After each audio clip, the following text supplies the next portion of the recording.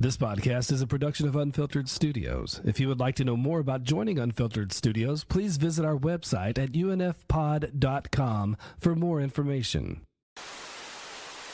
Hello, my name is Gaz from the insanely dangerous Retro Pod Show, the show that celebrates, venerates, and ejaculates. Now, Cam has invited me here today to give you good people a little peep into my mind. And you may ask, what exactly is inside your mind that is worth our time, Gaz? Well, I am here to give you my thoughts, whatever they're worth, on the greatest villain of Breaking Bad and why the show works so well.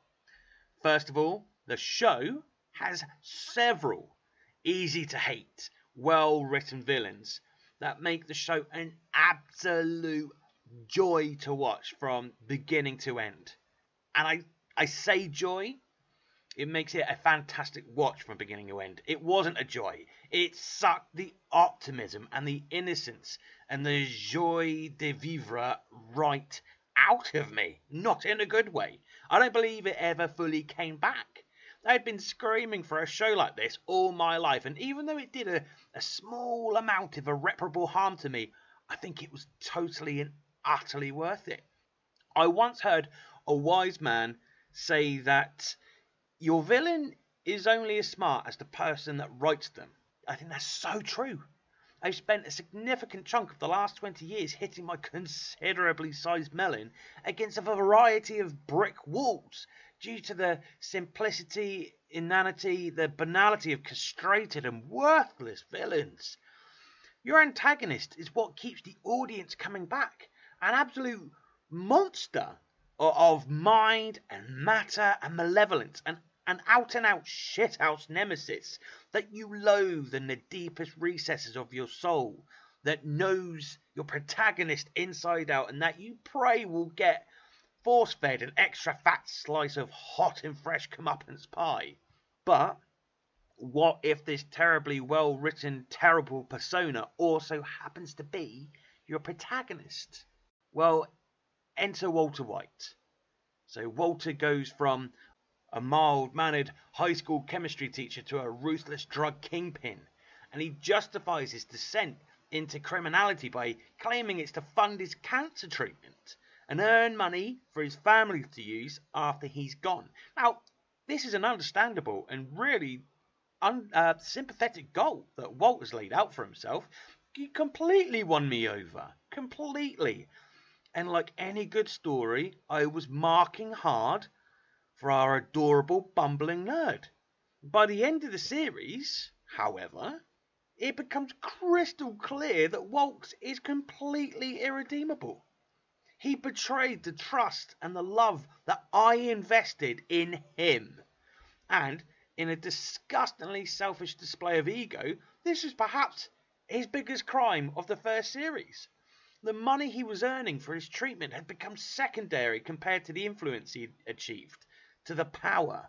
And even though it was clear that Walt had changed, I had absolutely no idea the depths that he would sink to. Constantly placing his family second, whether that be in thoughts or actions, just leaves all the pieces in the right order for his family to fall apart. He kidnaps Holly to protect himself in the ultimate display of his power over his family.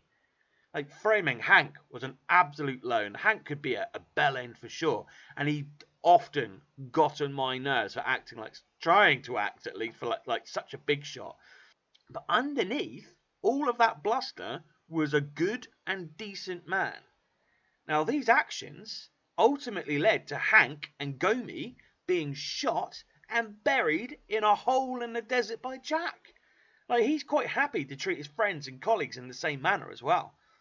Walt killed Mike purely out of self-preservation, and then he worked with white supremacists to kill Mike's men in prison after making mistake after mistake that led to their incarceration.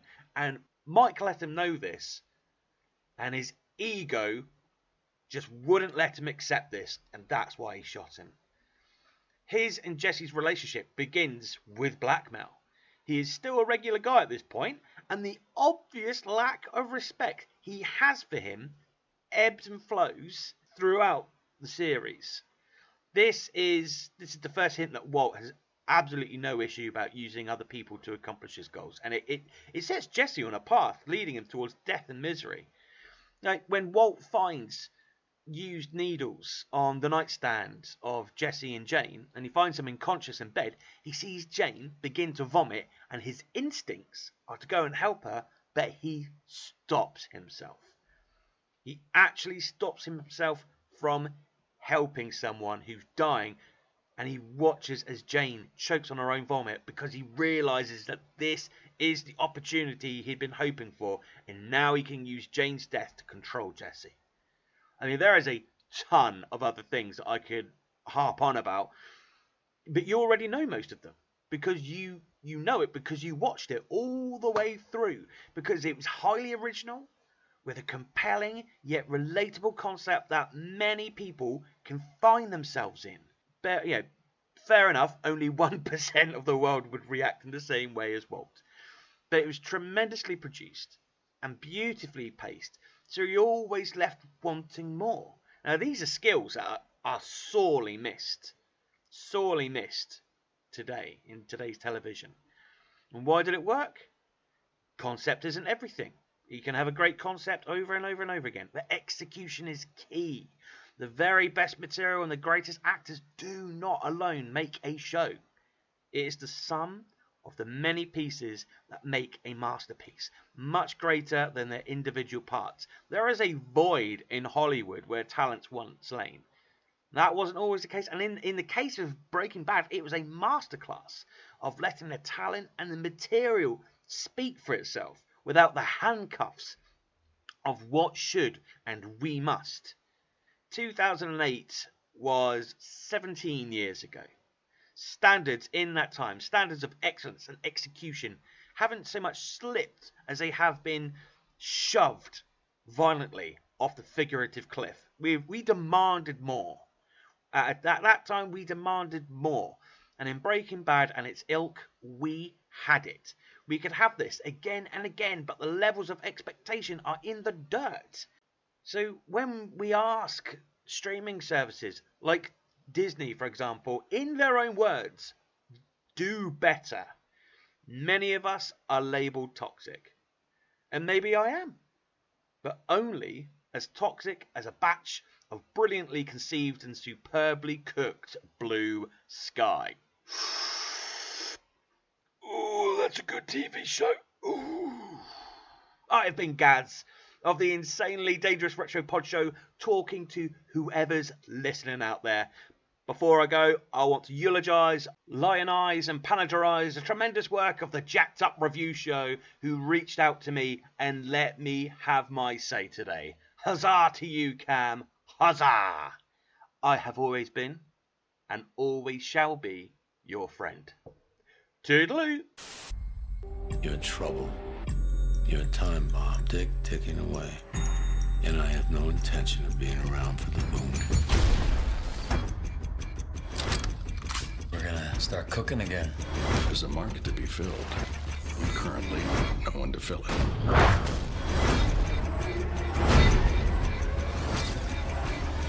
We're done when I say we're done.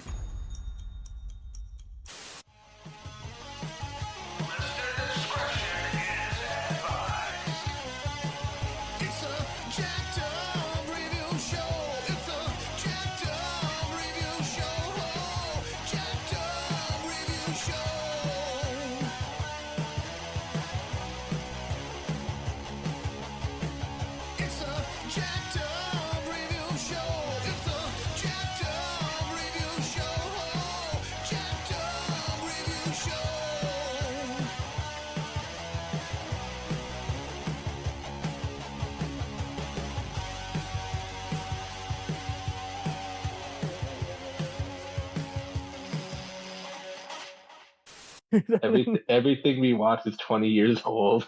Yeah. So I guess that brings us to what is our ultimate like favorite moments like in the show. Like without it, it's just not the same. Like that doesn't have its own identity. When Todd kills the kid. That was on my list as well. I'm like that That's like that part. Like Jesse solidified Plemons, that I've show seen for him in me. other I stuff, don't like understand Bridge of why. Spies. And I'm like, what is this guy doing? But like I will that one, I'm always like, remember that. Yeah, that's one of those hands to the face like moments. it's like, what oh, did you And that's how fuck. they ended that episode. They ended the episode like Yeah, That's what was so it's a jaw dropper, like your right there. jaw drops, your heart stops, and then what's so wild is like, what at the same time you're like, what did you think was going to happen? This guy, we clearly implied without spending too much time on it, he has no morals. Like he is stone cold. He's gonna do awful things. He might even kill you guys. And you thought, let's bring him along. Yeah, We need he's him. like a child, but a sociopathic just it. psycho. You know? And he doesn't see anything wrong with what he's doing. That's how gone he is from any humanity. And he's just a simpleton. And a kid died. I think that's just it too. We wouldn't have given a shit had it been any other petty or But it's wrong place, wrong time. It's a fucking kid. Well, yeah, because so it's I'm like, just it's an innocent child, of course. Man, yeah, like And we always hate being manipulated on a show where it's easy to kill the wife or the dog. It's like, but you kill the kid. And it's also right. It follows immediately after like this jubilation, like this great triumphant moment of like they fucking pulled this off. How'd they pull this off? And then it's like, oh, you're happy now? How's this dick punch? Right. It's a total dick punch. And you're like, they had the train thing figured out. They had all it's like you're having fun. You're having fun. You're enjoying this. How about this? How about this? How about that? Oh man. Yeah, there's a lot of that. Like every time you think something good happens, it's like, nope, something awful. It's so short-lived, and then it's all of a sudden like, oh no. Did you guys? Were you guys like me, kind of secretly laughing? I was both freaked out and kind of laughing to myself. Is like, where is Nacho gonna hide next? He's stolen about 5 different cars, and then he's now hiding in the sewer. Now he's basically in all this other, disgusting oil and other stuff just to get the scent off, so the dogs won't find him, the cartel guys won't find him, and he's going all. Yeah, I was definitely hoping that Nacho would be able to escape, but no, I didn't know how to feel. I'm just like, what is happening right now? I'm not sure who has more guts. These guys who are relentless, trying to kill him, versus him. He's just gonna stay the course. He's like, Nacho I will go into the darkest hole on the middle of the earth just to stay hidden. I will stay alive. I'm the only body you will not collect tonight. It's me. It's like, but it's just like, good grief. It's like most of us would have been like, fine, just fucking kill me already. Again, like not, Better Call Saul has a lot of people who aren't necessarily bad people. They just made bad choices. Like Nacho got into like this life of crime early, and he never really is a bad guy. Like in his heart. I mean, the Howard death scene hit me like the kid as well. Yeah, I was also like, oh my god. I was just like, what? Oh fuck. No. As soon as you see Lalo come out of the it's happening, but I was still like, it's like, oh no. We didn't know anything about the kid. It's irrelevant. It's just talking to the audience. The only source of ethicalness, in this whole room is us. Oh, like, just the way the kid waves too. Yeah. Fuck that. I mean, if Walt had killed the kid, we wouldn't be having this. He's a good guy, bad guy. No, that wouldn't have made any sense, though. I know. He's not a complete monster. I know. I'm just saying, if it had to be that, would they had even bothered to defend him? Is this like, no? It's like people have to do the worst thing for you to finally get it. It's like, he didn't have to do a genocide for me to know he's a piece of work. They were always so good about the kid aspect, because even Jesse, when he found out, Jesse evolves every season. Jesse found out that Gus was using kids to sell, right? And so he went after him about it. Like it was always that's the pure, the innocence, thing, And so then when that kid gets killed, it's like, oh man, all bets are off now. Yeah. I personally, I had parts of the show spoiled for me before, but it didn't matter. Like I would erase it, like as it happened. I'm like, there's a reason. Like, I love when Hank is like ambushed by the Salamanca guys. He has no business killing both brothers. That's an incredible scene, man. That's amazing, and he doesn't know. Again, it's all pure luck. He's in a lesser movie, he'd be like, "Yeah, I kicked your ass." It's like, no, he's aching in pain. Like, I don't know how I'm fucking. I mean, alive. he only survives because they luck. Yeah, well, because they didn't finish it off. They didn't finish it, Muy fácil. And he doesn't know, and that's just it. Like, we are seeing on his face, we're seeing how it's written, is like, who are these people? Why the fuck are they trying to kill me? My favorite part of that is the beginning when he's like, after he gets the phone call and he's looking at the clock and he's just like, is this real? Like, am I getting fucked with? Like, is this actually a thing? Like, you can see him like thinking like, no, that's nothing. But maybe it is. Maybe it might be something. Yeah. Is this for real? Like, is this bullshit? What are we doing right now? And so I guess to the point of Hank again, I liked at the beginning, so he has all like the cocky bravado stuff as we said, but then by the fourth season, I think they kind of got rid of that, where they made him much more serious and intense, where he goes into Tommy Lee Jones in The Fugitive mode. He's like, I will get you, but it's not derivative.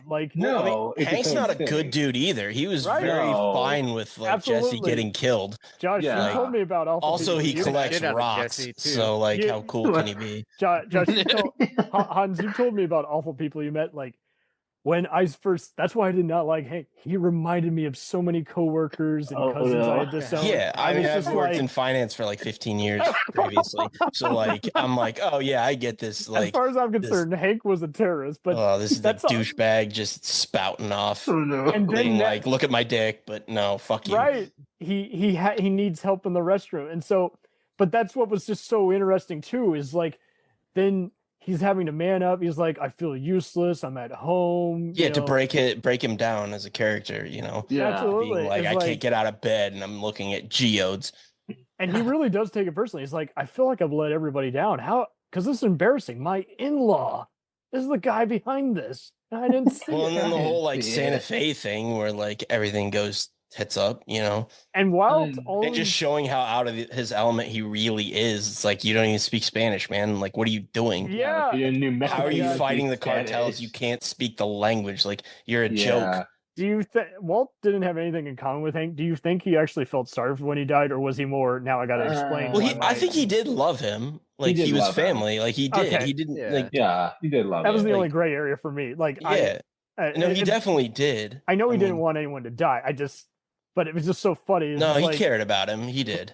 But it's just interesting. It's like the guy who always gave me shit is like, and now is like, he's going to meet his hands just because he tracked me down to this, drug courier, exchange that's going down. Well, one thing I hate is like the, Breaking Bad has been like so meme to death. Like in that moment where Hank gets killed. And that moment where Hank gets killed, and you see Walt's face, like people use that image of Walt's face like, all the time, and like all these people using it don't even know like how what the context of that scene. I love it. Where I think probably my favorite meme that's come out of the thing is like that like, you're goddamn right. I've seen that white text so many times. My favorite is the Jesse, you can't keep getting away with this. You can't keep doing this. I use that. I use that a lot. Oh my god. One subplot I'm actually glad didn't last too many episodes because it really got under my skin. I understand. Marie shoplifting. Oh, the Marie shoplifting. If it was any other show, I would have hated it. But no, the one that got me was when that one shitty therapist guy who wants to take advantage of Skylar. Nah, dude, Skylar was working for him. Yeah, that's what it was. That's what it was. Yeah. His banker, and then he fucked up and like did all this tax evasion shit. Right. Skylar ends up giving him $600,000. Gets and her he buys a fucking car with it. Nah, fuck that guy. He's that's what I'm saying. He's a good actor, but like he really is always. If you want to talk a guy who's been typecast and always plays the dick of the week, like he's like, he just looks like a scumbag. Which actor is that guy? It's like Christopher like Cousins or something. I think. You've seen him on all the Michael and Robin produced shows like Longmire and he's always one of those. I'm like, you're gonna screw somebody over. Either that or he's the father of a guy he didn't know he was. He just looks like a used car salesman. Oh, that's just it. It is just like, man, it's like the minute you see him with Sky, it's like, of course he's gonna take advantage of you. Don't fucking fall for the Jedi mind trick. Don't do it. Don't do it. Yeah, you know, dude. He's speaking of he's Star in, Wars, like General Hospital and stuff. That guy, he's typecast. he's a good actor, but in fact, speaking of sci-fi, I love the fucking random, like when Badger and Skinny Pete are just randomly talking about sci-fi shows. Falcon. You ever? They talk about the Millennium Falcon, but then I love this. I like Badger's Star Trek fanfic. Yeah, dude. Badger has a Star Trek fanfic about like eating pies and having them it's like that's perfect. Green light it now. You listen to Paramount, but I love it when. I love it when he also does another deep cut. He's like, "You ever watch Babylon 5?" And everyone gives him that cold look. It's like, what the fuck is that show? And I find it even funnier. I think they dropped it in because Bryan Cranston had been a guest star on there. Yeah.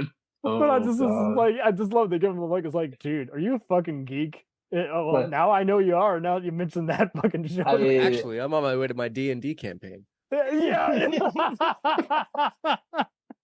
That's awesome. But I guess my favorite. I have a few like favorite moments or things that really stuck out. The first would be like when Walt is laughing maniacally underneath the stairs at all like the money and everything. Just the way that scene is shot, it's haunted my nightmares. I guess it's really just like. No, you're absolutely right. It's really upsetting. It's really upsetting because we know, we hate him at that point, but we're like, it's wonderfully uncomfortable and exactly how it should be. Wonderfully uncomfortable is the exact adjective because a lesser show or movie or even a heist movie would just focus all on the stuff and don't get me wrong, you can play around with a lot. You can show how tempting or beautiful it all looks and all that and all the temptations of everybody. They do not focus on the prize as much. They want you to, without hitting us obviously over the head. No. They show is you don't want it. It's more trouble than it's worth. You're gonna be dead, or everyone you love is gonna die, or you're gonna just become a monster. So just don't do it. Don't do it. Yeah, it's just it sounds great, of course, but it's a terrible fucking idea. Don't do it. Yeah. I mean, I hope no one out there ever had that. It's my. Let's look at the 6 o'clock news. It's my biggest it's my biggest fantasy to get rich as a drug lord. It's like, not after you watch this, so you don't want to do that. Breaking Bad inspired the next North Hollywood shootout. No, I'm just kidding. Don't do that. I know, but no. The next thing I love is so there's a scene where it's this is after he's moved out of the house because Skylar found out what he was doing. There's a scene where he eats dinner with Skylar and Walter Jr. and he's just trying to act like everything used to be. Yes. It's just it's we see the little bit of Walt that at least I at least used to like. But he's a good dad. He's being kind of happy and chipper. RJ Met was so well cast in that. I'm I believe his condition. I'm oh yeah. Well, no, I think he actually. Yeah, he actually has it. Yeah. He actually has it. Okay. Yeah, he does. Yeah, he has cerebral palsy. It's real. But yeah, that scene, it's really nice. It gives you a moment look how far the characters come and not for the better. Third favorite moment is Gus Fring's death. It's really the shot where his head is completely blown open. Off. Yeah. That was a good shot. That's an amazing shot. And then fixes the tie. Yeah. Fixes the tie before he drops. I'm glad that it brought some awareness to cerebral palsy because prior to that, we didn't see. Often we saw a lesser movie. The guy with the bad condition is just there to be killed, or be a victim. Yeah, and I was happy the president on The West Wing, for instance, had multiple sclerosis, and that was an awesome just seeing an actor do a very realistic portrayal of that. And he happens to be a person in power who has to look, serious. I have an aunt that has cerebral palsy. So. I'm sorry. I have. She knows. I have mild cerebral palsy. It's hard to deal with. But I just thought that was cool because, that's all the gist the character needs, let alone the lie he has to tell him. I did it for him. Yeah, I mean, it's all... no, I did it for me. And Nitty was a great nothing to do with me. Yeah. No, and then my final favorite bit was the ending sequence of the finale where Walt is laying on the floor. Just the way that it's shot is really good. The music choice, everything. It's I've tried listening to the music. The sirens get louder as the cops close sirens in. Yes. Like the crystal blue persuasion or something. Again, the Foley Yeah. is so well edited. Like it complements everything on screen. The music that they play, even the titles, which are often in Spanish, are an actual phrase that has to do with the episode. So much like some of these other doctor and cop shows, they have been just very witty. Like the episode title has everything to do with what goes on. It's not just for the hell of it. Title, I mean, it's just the way that it was like, it just had a very tragic kind of finality to it. Because it's like this was the what you would best want. outcome that could have happened for him, but it's still not happy because he's dying. He's dead. Not at all. I like how he's. But that's the best he could have asked for. There's a beautifully sad irony to it. Like he started this so that he started because he got cancer and was going to die anyway, and then he ended up dying because of the life that he got himself into. Yes, and not the cancer. Would you have accepted it had he been on the run the rest of the time, or were you fine with just he gets killed? I was by that point. I was fine that he was killed. I was like, because he is just an unusual guy. Anybody else? He had to die. Anybody else? I would have probably have finality to it. I would have been okay with him even dying in the middle of it, but it's just interesting how like his arc, he involves all these other people indirectly and all that, and it's like it's just always interesting how like any other person they would remind you of someone petty you met in real life. It's like I want nothing to do with you. It's like, and yet I want to understand how the hell you got here and what the hell you were thinking. And I like even just the other people who are like the straight face people who are wondering what the hell is going on. It's so funny when the Mesa Verde Bank CEO Kevin, all the times he's seeing all these different pitch meetings with Saul and Kim, he's like, what the hell is going on? What am I looking at? And I just thought it was just so funny in both shows how Saul is such a cheapskate. He's asking all these film school guys to film all these cheap, ads for his firm. And, oh my God. And half the time is like Kevin's like, am I on the same planet here? What is going on right now? And he always he falls for Saul's stuff every time just because Saul is so charming. That's just it. He has the charisma, even though it's a terrible fucking idea if you're even listening to what he's saying while with Hamlin, you're like, well, I just don't like him because he bores me or what have you, or he's so insecure looking, and then but it takes you to have to remember, well, but he's technically not doing anything wrong. He's just doing what we would do if we had a bully, stealing our business or fucking up our job. And you've said, because to be fair, Hamlin is trying to do everything the right way. Like he actually thinks Jimmy's a nice guy before he says some ugly shit to him that you can never forgive anyone for. So it's just so funny. Yeah. He's trying to avoid an HR crisis here before he's like, you know what? I should just fire you right now. Dude, was he trying to get inside Kim's pants? Because it seems like he's doing that for a while, even before he has that I want to bang you look.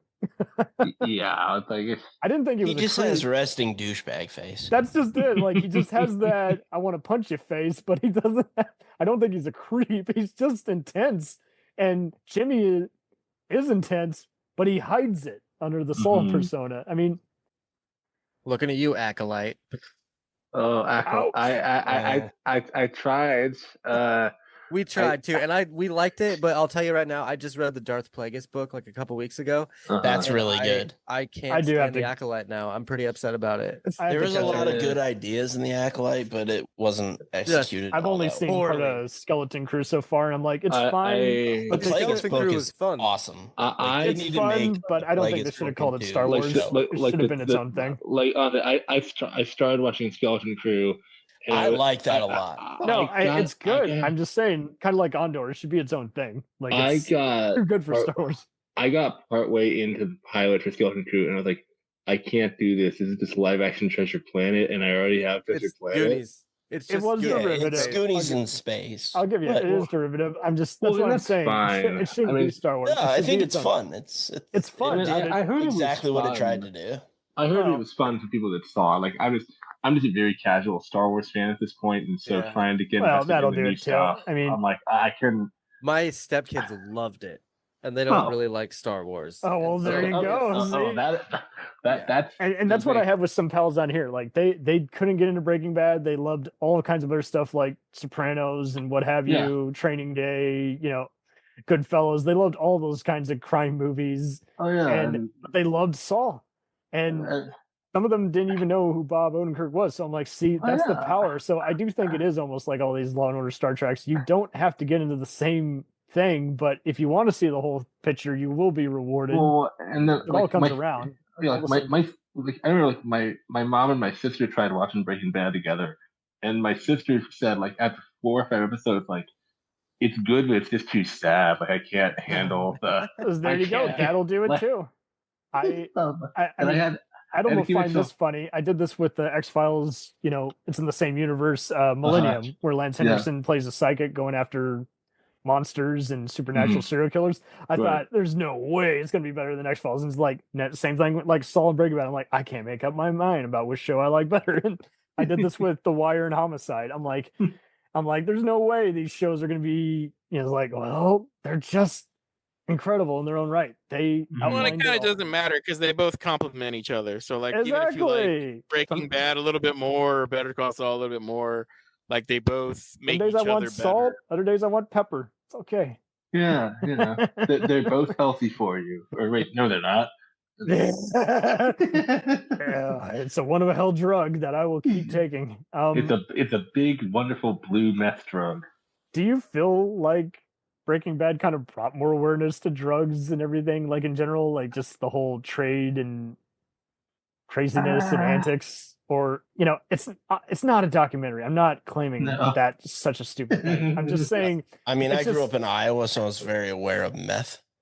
I live in Omaha, so very aware of meth. I used to live when I was growing up. The meth capital of the world was like 10 miles away from me. I definitely see my share of drug exchanges going down, but mostly it's homeless and people selling their bodies on corners here in Texas. But it's funny. It's interesting seeing is like how this brings a whole different trade on cartels and what have you, and all these unknowingly participants that. Well, it makes it kind of, I don't know. It makes it it glorifies the cartel a little bit. It glorifies it, like in a way, because you're like, well, I mean, this show's pretty badass. So like, I mean, it needed to be badass, but it wasn't in a way where you're like, I want to live that lifestyle, because you see all the trouble. I think they do a good job of showing like the unintended consequences of it all. Yes. But then it's kind of more psychological. While like when you look at Power and Ray Donovan, for instance, like they're differentiating. Like here's the fall guy, here's the bodyguard, here's the good gangster we like, and against all the other instigators, Sopranos would do this too. And here's the street soldiers who are goofing off, who are dark comedy relief. Is like Breaking Bad is like anybody can be basically a drug czar at any time, basically. Like all it takes is Walter. If you can dream it, you can do it, bro. Much like Sopranos, kudos to all the actors playing all the different cartel guys. They went for a good mixture of unknowns and semi-knowns, people who hadn't been overused by that point, Yes. Right, gang. I feel like I have fried your brains like the drugs, but it really was a dynamite chat here. So, Hans, what are you working on now? Besides what I see you in August.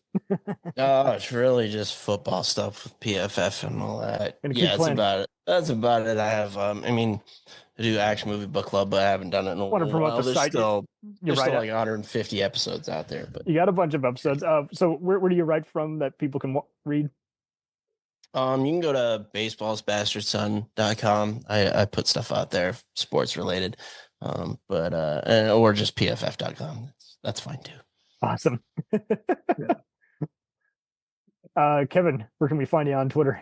Okay, Kevin, you can find me. You can find me on Twitter at Kevin_the_critic.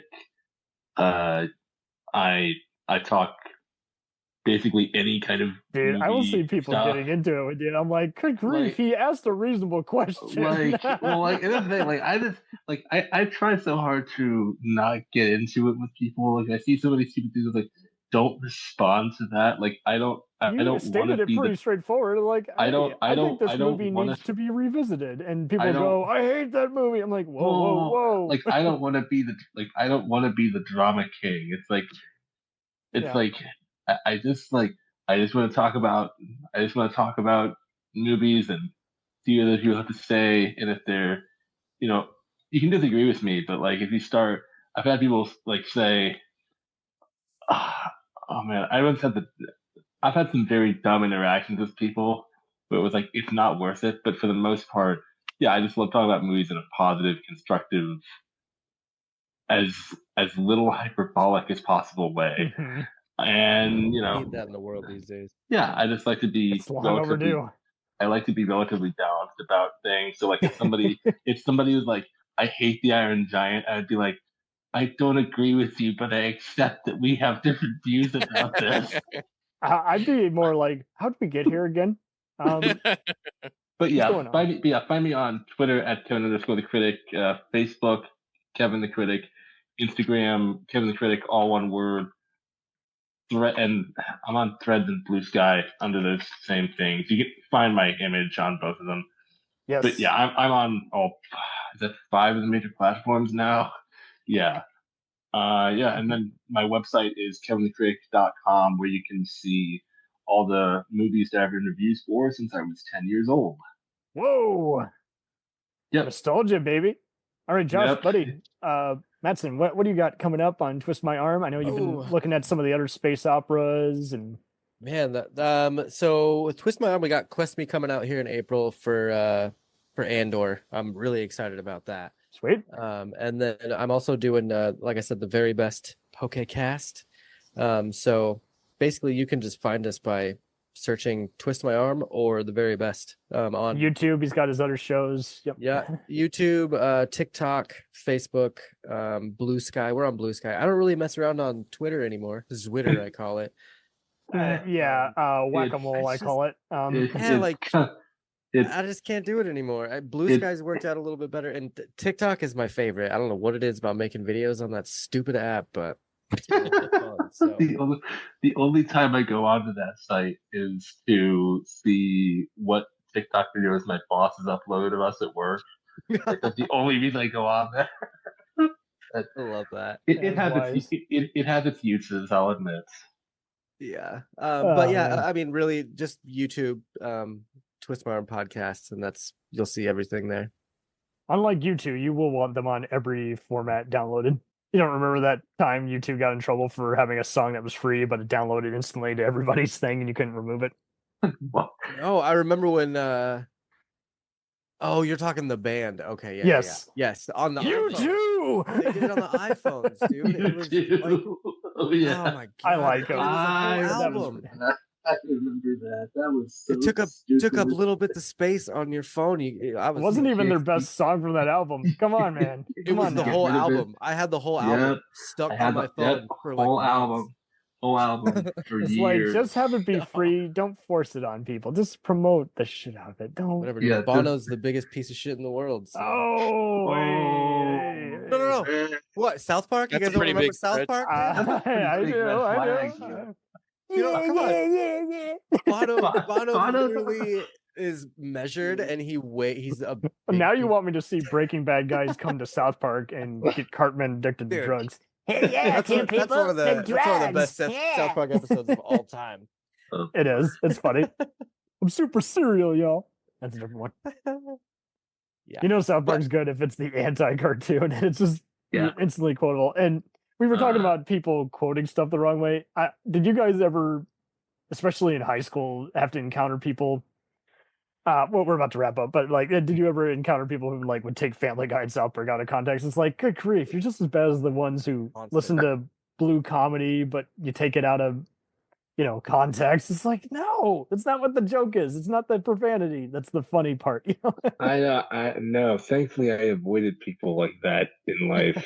I mean, we've done that with satires like Starship Troopers and every other thing by, Sam Raimi and Joe Dante, even freaking Tropic Thunder. It's like, this is not rocket science. They literally said it. It's like, they're making fun of this bad thing that happens to people, and you're getting mad at the characterization, which is how they're making fun of it. It's like the day is young. I gotta get out of here though, guys. Thank you so much for letting me. Thank you all. This was thank you. Like, thank you again. Great hearing your voice again, Adam, and great having you on, Kevin, Josh. Great having you back.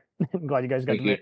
Yeah, for sure. I'd love to do it again, and I'll get to be in touch about maybe coming on to a Quest Me or something like that here one of these days. You know it. So look for this. Really, you blew it out of the park. You mentioned many deep cuts. Get a good night's sleep, and have a good night, guys. Thank you. Thank you all. Thank you guys were dynamite. Who is it?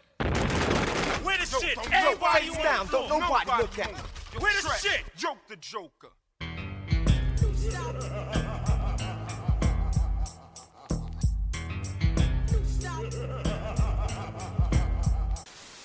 We'll return after these messages.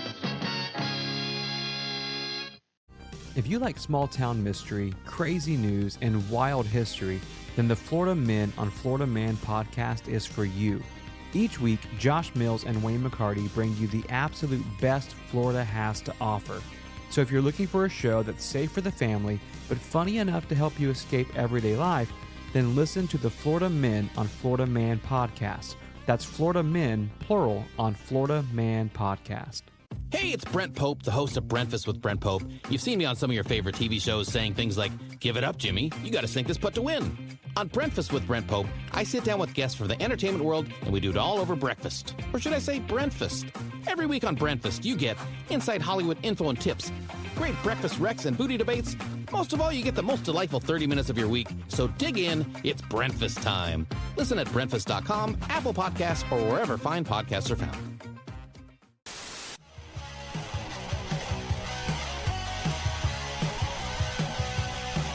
Follow us on the web on Facebook, Twitter, and Instagram.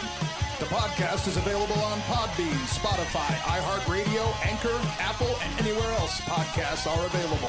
Feel free to review our show and leave comments on any of those sites. Thanks a million for listening. It's a jacked up